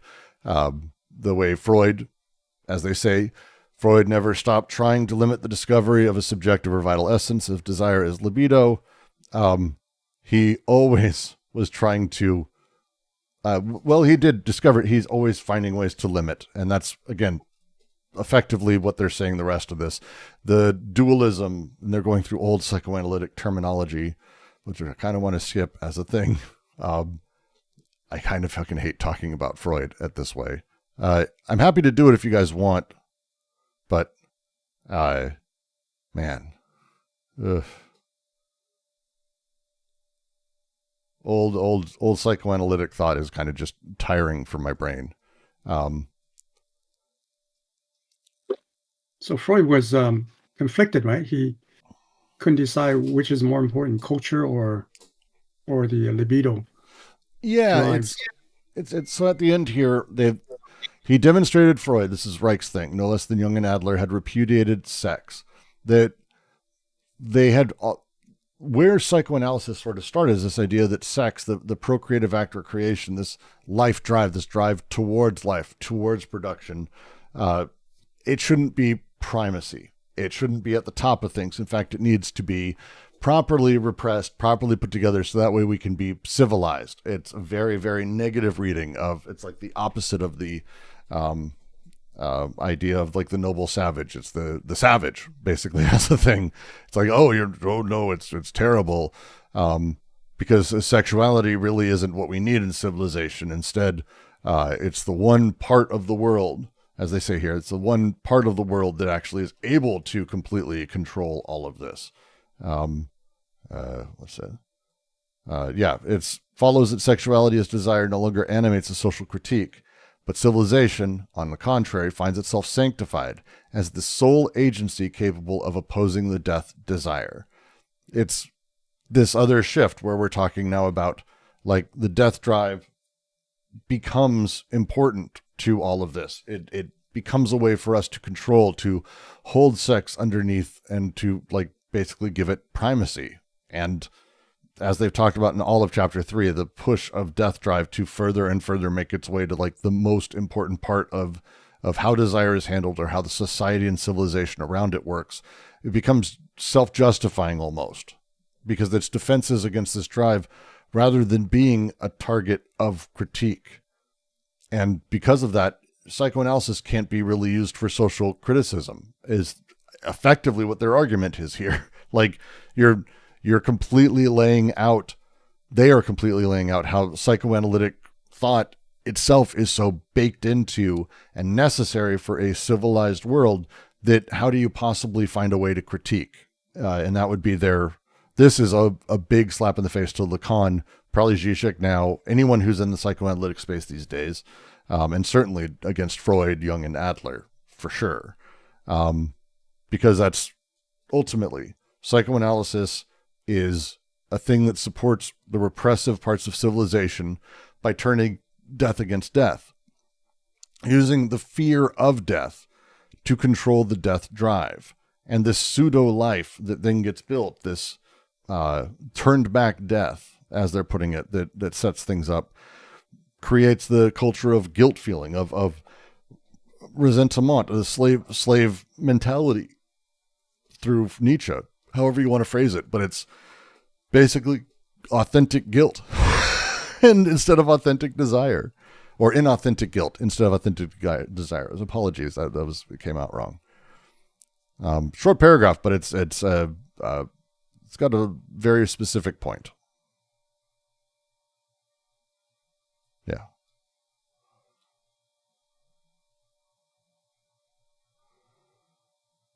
It's an interesting set of phrases too, because he says, they say of Reich,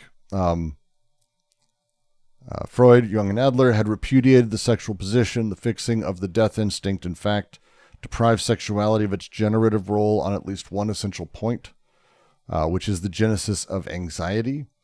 The genesis of anxiety, and since this genesis becomes the autonomous cause of sexual repression itself, instead of a result, it's reversing the relationship between anxiety and social repression. Anxiety becomes the cause of social repression rather than the result of social repression. Because again, they're fucking with everything. Psychoanalysis for you. More or less. What does repudiative mean here? Let's see, where did they use repudiative?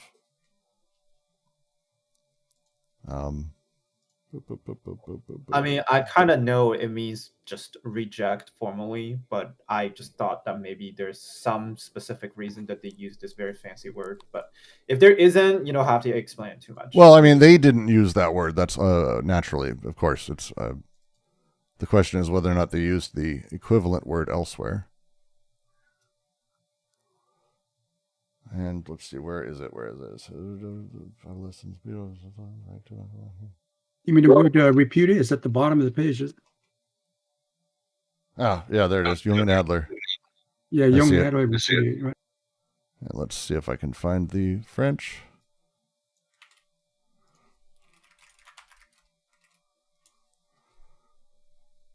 An affaire d'assassination, an instinct to mort, sexuality. Anxiety becomes.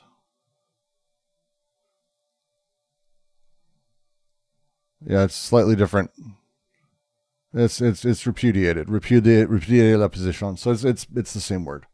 And it is an interesting use for this because it's basically again, they all very much and Freud early on, the sexual position, the idea of sex as being the sort of for the id. We talk about the id. Freud talked about the id as being this generative, like fount or center of things, and the position of desire.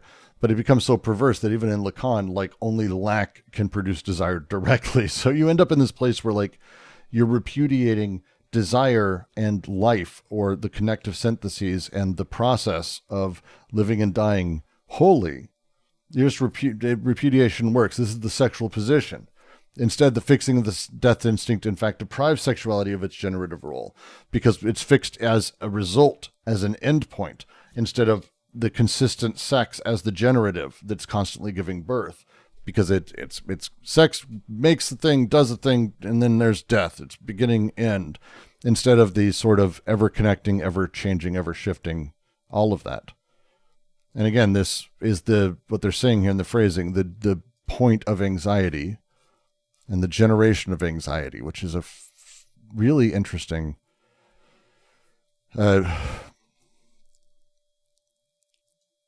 It makes anxiety like almost autonomous, and separated instead of a result from sexual repression. Instead, anxiety exists because we have this death instinct, but like it shifts it as a thing, what anxiety is. anxiety is causing your sexual repression instead of realizing sexual repression is causing the anxiety, flipping it around. The wording is funny.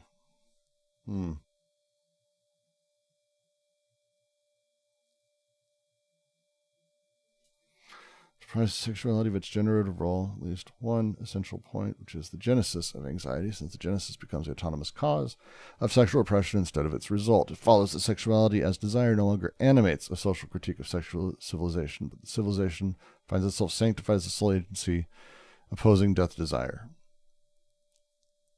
By turning death against death, making death turn back into a force of desire, putting service to the pseudo life.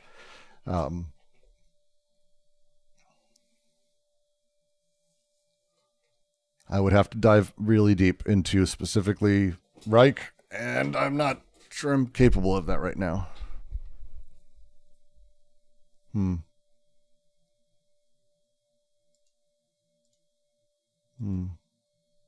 This question: did Nietzsche talk about identify sexuality with the life force, with the will to power, or? No, not directly, not in that way. There was a generalization to the will to power that did involve sexuality, but it was slightly different than that. I'd have to like go and find specific texts, but he didn't talk about it certainly not in the way they're talking about it here. But in the way Freud talked about it, I don't think so either. For Nietzsche, and I think again, this is the critique of Freud that's happening.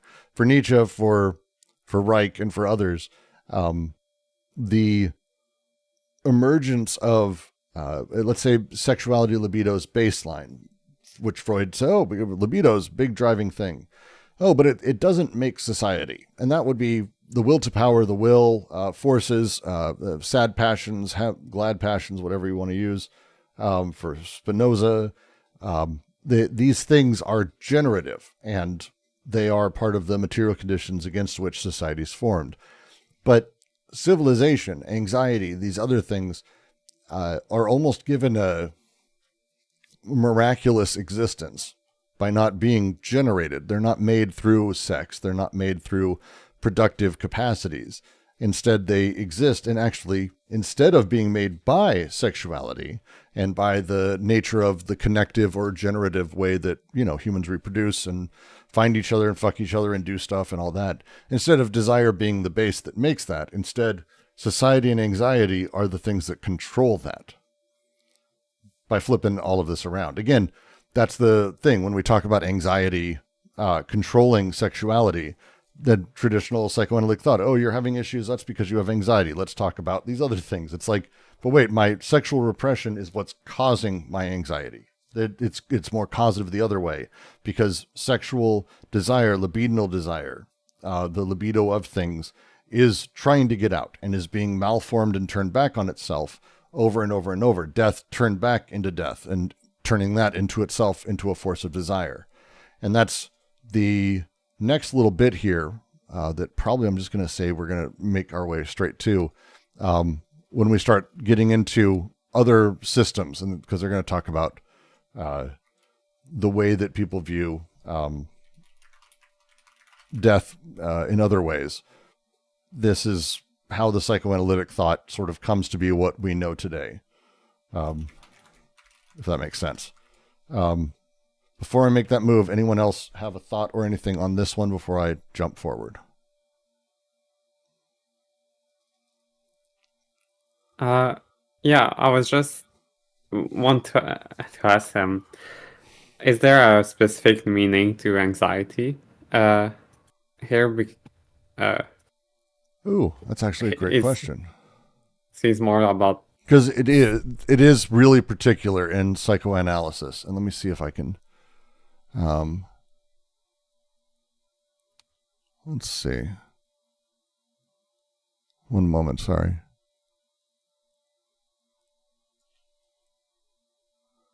Because it is a big shift. Anxiety for Lacan is a different beast almost wholly than what we normally talk about. I mean, it touches into it. So let me pull up text. And they're responding specifically to the psychoanalytic idea of anxiety here, obviously, because they're critiquing psychoanalysis. But it's not so much fear or distress. I don't have Seminar 10 in PDF form. I have it in a book somewhere. A seminar called Anxiety. I don't know why I don't have that. When the subject is dealing with the real and is confronted with the real for Lacan, again, the unknowable totality that is the real, there's maybe a break or a gash or there's lots of terms for this, but it's no longer symbolic imaginary as a thing. Instead, the real is something that you kind of have to deal with the presence of. It's the things that escape the symbolization of existence. The anxiety is sort of born of this. It's not really about missing something for Lacan, but rather getting too close to the actual objects of desire, which fucks with the frameworks of everything. It's a slightly different thing that's playing here. Again, this is instead of talking about how repression is generating anxiety, anxiety is instead the way you deal with the symbolic and the way that the symbolic clashes with things. And as such, the gap as a thing where desire begins to collapse is what causes anxiety, rather than the libidinal drive outward. It is sort of inside of the subject. And that is probably not a great description of it. Again, I'm not a Lacan scholar by any fucking stretch. But that, yeah, I think that would be how I'd say that. I wish I had Seminar 10 with me. He actually has a couple of really good lines in it, too. There's a really great cover with ants on a Mobius strip.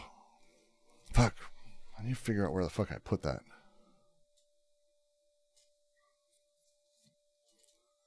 God damn it. I wonder if I got rid of it. Maybe I sold it. Shit. Did that help at all? Sorry. Did that help at all? Estelle? Somewhat. Anxiety is complicated. And it's very complex inside of a psychoanalysis. When we're talking about analyst and analysand, when we have the way that people are going about their lives and suddenly they're not able to function, they're not able to connect with things, they're not able to do stuff, they're experiencing that anxiety is causing that. And so they go to their analyst. Again, I'm speaking very simply and sort of talking through how Lacan speaks of it in his seminar, but anxiety is more of a generalized breaking of the symbolic as a thing.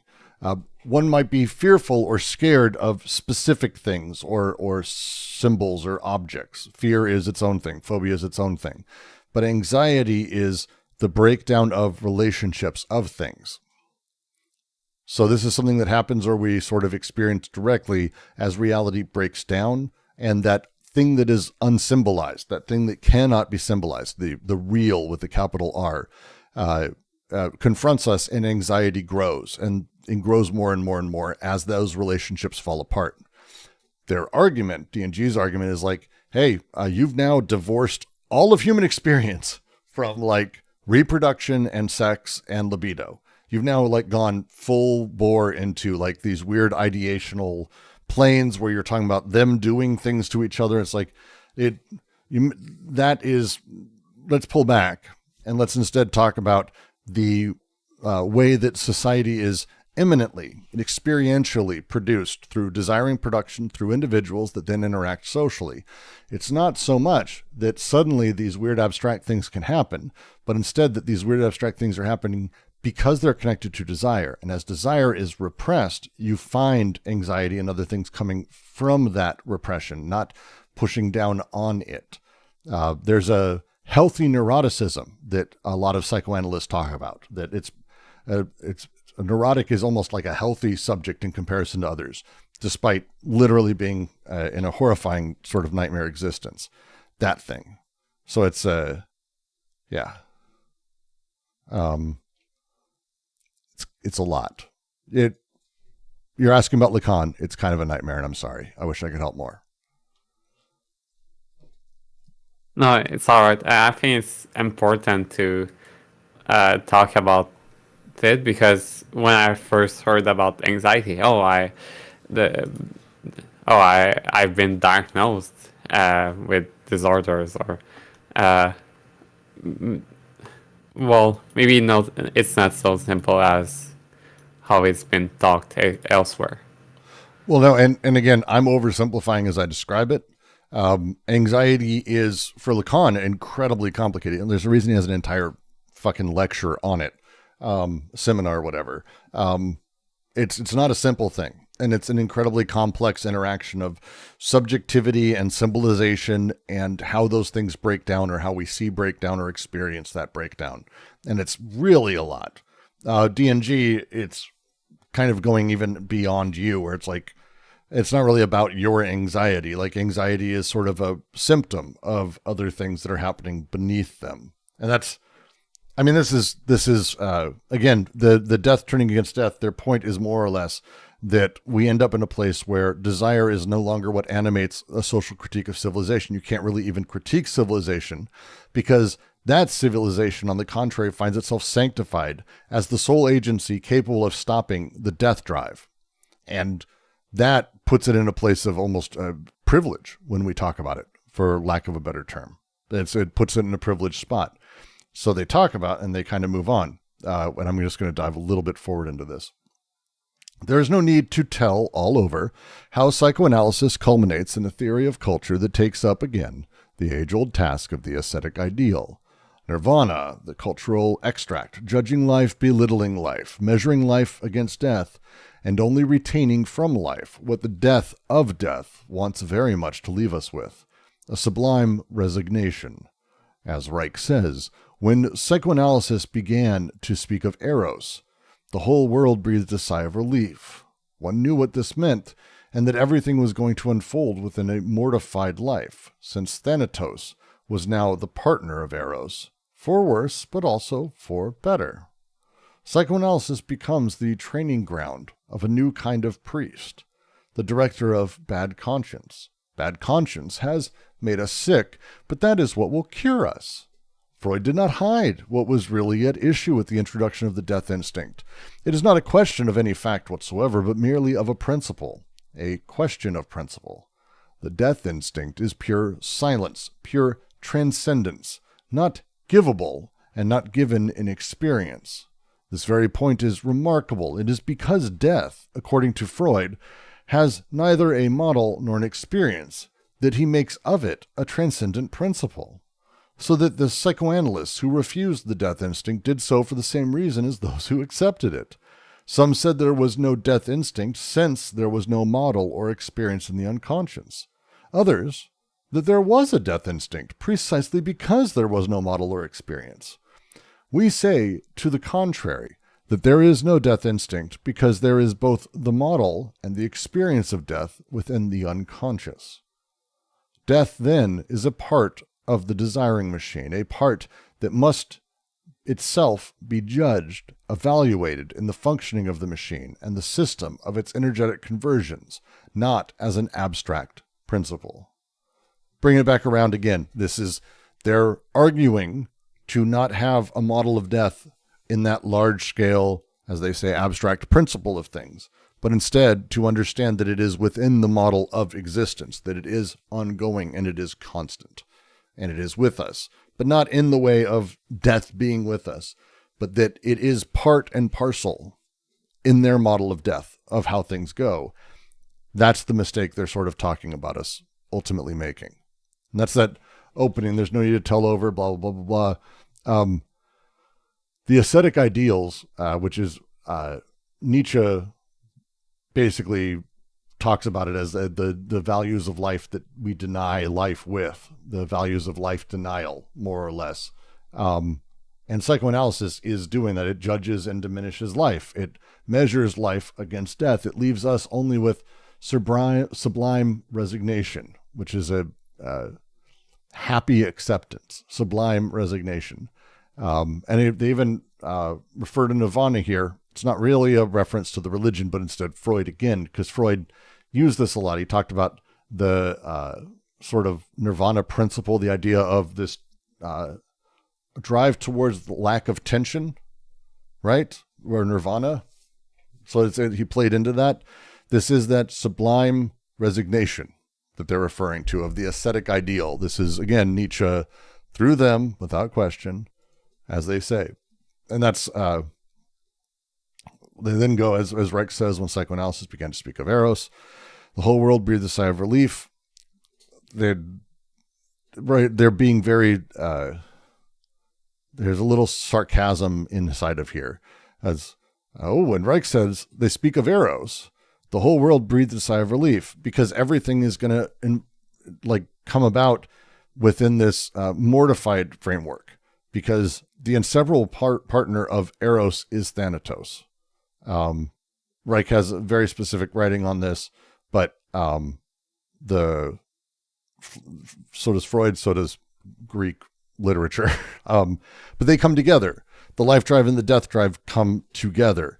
And the life drive, the drive to life, not connective syntheses, which are not really a drive to life, but they're part of the process.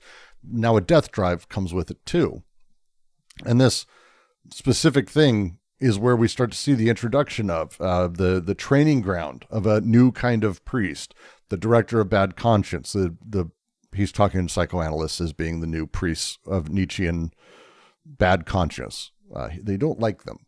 The irony they highlight here ultimately is that psychoanalysis is the cure to the bad conscience that it actually reinforces, which was Nietzsche's critique of slave morality and the priest. Oh, look at how awful this is. Your lives are so awful, it's making you sick. What you really need is more of that, and it'll make you better as a thing. They've made this joke throughout it. It's not a bad gig. It's nice. But that's really their critique throughout the rest of this. They begin fucking with the idea of the death instinct, where it came from, and all of that. I think it's some cute lines, but again, it's just reinforcing that same thing. They really want us to play completely differently when it comes to death. It is not about having death as the model that we knew it. Instead, it's about completely rebuilding how we know it, that it is imminently a part of the system rather than a transcendent principle outside of experience. Death is something that is experienced, but it is not experienced as that model. Get rid of that model. It's experienced in a different type of model. And that's the push they're making here. And they will continue to, and that's going to be it for me today. We're not going to go further. I'm happy to answer questions on this, but when we continue next week, we're going to be keeping going in that, because they're going to be basically bringing this back around to the positive task, because they're kind of showing us how to do this in the way that they are making these critiques, to again find the indices, find the drives, find where these things are connecting, by getting rid of the larger models or narratives or molar ideas or representational thought, and instead playing with desiring production as where it's at, more or less. What's up, Shicey? Not sure how to word it yet. I've looked at this section before and been really confused by that, like the end of this paragraph that we're on. Like, what the hell were they even talking about looking for a model of death in the unconscious in the first place? Like, what is that? Why would that matter? Why was it important to them? So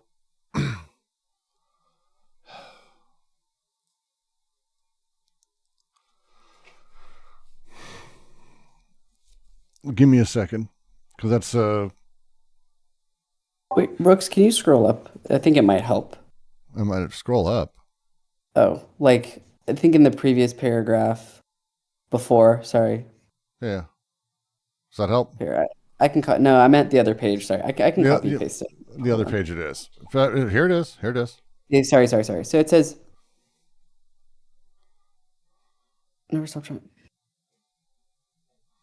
So notice when it says from the start up until simple limitation, it's like from the start, Freud was stubborn with drives, but then it became more than a simple limitation. Just because I think, I don't know, for some reason I feel like that might help with you answering Scheisse's question a little bit, just because they aren't saying Freud is completely bad or off at all. They kind of are. They kind of are. No, here you're right. Here you're right. It does say it's stubborn, but they're making a very important part here is that when that stubbornness passes into the realm of Thanatos and Eros, it becomes uniquely problematic. The point is remarkable. Because the death instinct, as Freud wrote about it and talked about it, we'll go over the second half of this. I skipped it. I should have just kept going. That's what I get. Freud did not hide what was really at issue with the introduction of the death instinct. It's not a question of fact whatsoever, but merely of principle. The question of principle. Again, this nirvana principle also he brought in. These things are existing outside of experience. Because for Freud, Freud didn't agree. Death is outside of experience. For Freud, his model of death, how he talked about it, he kept it out too. The death instinct itself is almost a pure science, a totality of entropy, an absolute heat death. It's not destruction in the way like a building explodes and it ends up in a bunch of pieces. It's a death instinct in like entropy, as in like nothing is alive, nothing continues to create. It's over.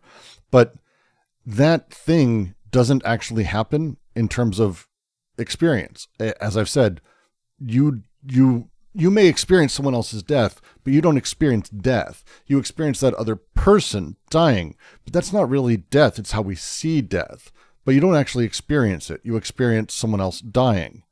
And someone else dying is like, it's like you move away from people too. They might as well be dead. Like you never see them again. What's the difference? Like you experience it differently, but you don't experience death. And so for Freud, who agreed with this, Freud doesn't really say that death has a model or an experience.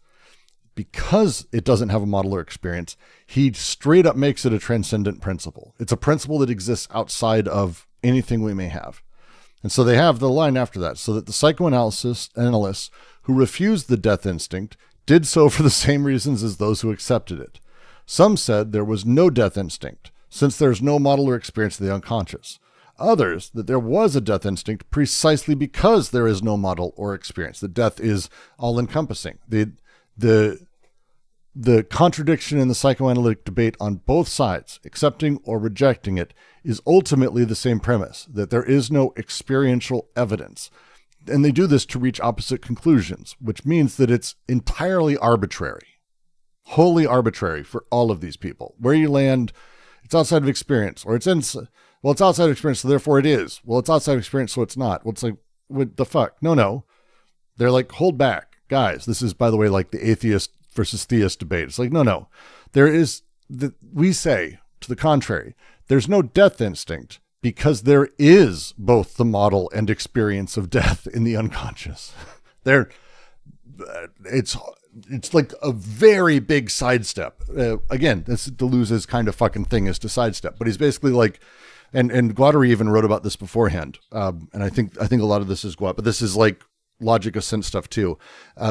There is the model for death. We know, like we have the heat, we know what heat death is. We can have that model. That's a thing, a diagrammatic or idea. We have the model of death, and the experience of death is also within the unconscious. Like I said, the death is sort of always happening. It's the Sylvia Plath kind of thing. Death is always happening to all of us and all of the ones, but the subject is kind of this, again, itself a produced thing. So it's not so much that death happens to that thing, it's that death is part and parcel of the unconscious. And so there is no death instinct, because death is just part and parcel of the same exact creative process, just as there is no life instinct. Not really. There's the oscillation between basically the experience and then the model, and then back to the experience and back to the model. And so what they're doing is they're saying that the death instinct is rejectable, not because it lacks a model or experience unconscious, but precisely because it has a model and experience in the unconscious. They're basically saying Freud was fucking totally wrong. That death is not transcendent. It's transcendental. It's built into experience, but not the large scale model idea, but instead the consistent moving of it. The way that desiring machines operate, this immanent part of the system, they experience death as a thing. Death is functionally a process of desire. Desire breaks and stops and disconnects and continues and moves over. This imminent, consistent thing shouldn't be understood as purely life. It's also death. There, things end, connections end, but it's not a drive to the end, just as it's no more a drive to connect. It's the connection drives the energy that does the thing, and then it ends. It's not some metaphysical concept. It is immanent. It's ontological, I guess, to go back to JK's earlier thing. It's an ontological question, not metaphysical for them. Does that help at all, Shicey? I don't know. It does. Thank you. And that's how I read it. Again, and I know others who read it the same way, but it takes some time with it because it's a lot. it's a big shift because it's a stepping away from the model of death that I think I grew up with and I've always known, and the idea of it, but instead going, oh wait, it's not that there's a death drive, and it's not a death drive because there's no experience of death. Death is part and parcel of everything that we experience. It's part and parcel of the nature of experience. That's why there's no death drive. So it's kind of like, it's a very clever inversion that completely shifts it. Basically says, fuck you, Freud, more or less.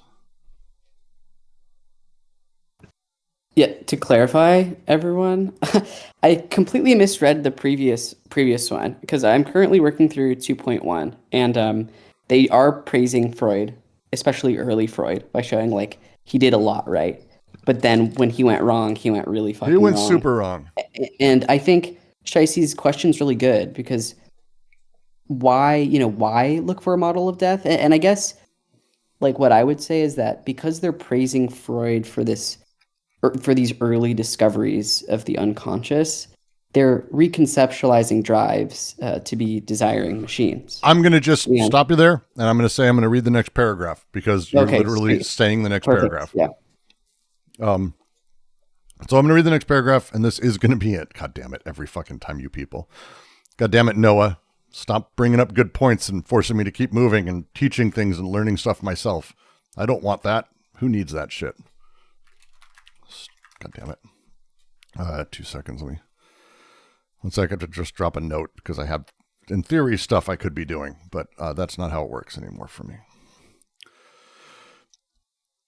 If Freud needs death as a principle, this is by virtue of the requirements of the dualism that maintains a qualitative opposition between the drives. You will not escape the conflict. Once the dualism of sexual drives and the ego drives has only a topological scope, the qualitative or dynamic dualism passes between eros and thanatos. But the same enterprise is continued and reinforced, eliminating the machinic element of desire, the desiring machines. It's a matter of eliminating the libido insofar as it implies the possibility of energetic conversions in the machine, libido numen voluptas. It is a matter of imposing the idea of an energetic duality, rendering the machinic transformations impossible, with everything obliged to pass by way of an indifferent neutral energy. That the energy emanating from Oedipus and capable of being added to either of the two irreducible forms, neutralizing, mortifying life. The purpose of the topological and dynamic dualities is to thrust aside the point of view of functional multiplicity that alone is economic. Zondi situates the problem clearly. Why two kinds of drives qualified as molar functioning mysteriously, which is to say Oedipally, rather than in genes of drives, 8 molecular genes, for example, functioning machinically. Because you were just saying this next 6 lines, Noah. So it's, if Freud needs it, it's because if Freud needs a death drive, it's because he has to keep this dualistic opposition between drives going. The whole concept is inescapable in Freudian theory. You cannot get away from it once you start down the road of this qualitative opposition between drives. The dualism of sexual drives, the ego drives, has only a topological scope. When Freud started, he actually had the drives as being opposed to ego or self-preservation drives. It was a topological distinction, as they're saying. But he shifted this and it became Eros and Thanatos with like this fundamental opposition that was qualitative or dynamic dualism. This shift is what they're referring to here. The dualism, blah, blah, blah. And so when he's doing this and when he's playing with this, you end up in a really weird place. But the same enterprise is continued. Oh, so that was the last page. But the same enterprise is continued and reinforced, eliminating the machinic element of desire, the desiring machines. Despite this shift that Freud made, this topological shift that made these things sort of in pure opposition, this dynamism, blah, blah, blah, all that shit. That ultimately means that it didn't really change anything, kind of. Because this is what they're talking about here. The concept of their desire of productive assemblages it's eliminating those. Freud's about eliminating and fucking paving over desiring machines as much as possible. That's Freud's goal. They're kind of laying out here. It's not far from how he actually wrote about it too. He didn't really like the idea of all the complexity of it. And this is the Zondi thing at the end, which we'll get to, which is like a critiques of Freud that came before. They aren't the first ones to do this. But that's the thing, is that they say it's a matter of imposing the idea of an energetic duality, rendering machinic transformations impossible, with everything obliged to pass by way. Up front, it is basically about imposing this duality and requiring energy to be neutralized in some capacity, to force all of it to become this indifferent, neutralized energy. And then that energy connects to Oedipus, of course, the psychoanalytic sort of complex of all of this. And this neutralizes, mortifies, that's not a fucking word, is it? Mortifies. Jesus Christ, I'm having a stroke. Do you smell burned toast? Mortifies life. It makes life's vitality become mortified. They've used this phrase in the last 3 paragraphs. That's why I'm trying to use it, and I'm failing badly. And yet you people are here to listen to me. So they say the purpose of the topological and dynamic dualities is to thrust aside the point of view of functional multiplicity that alone is economic.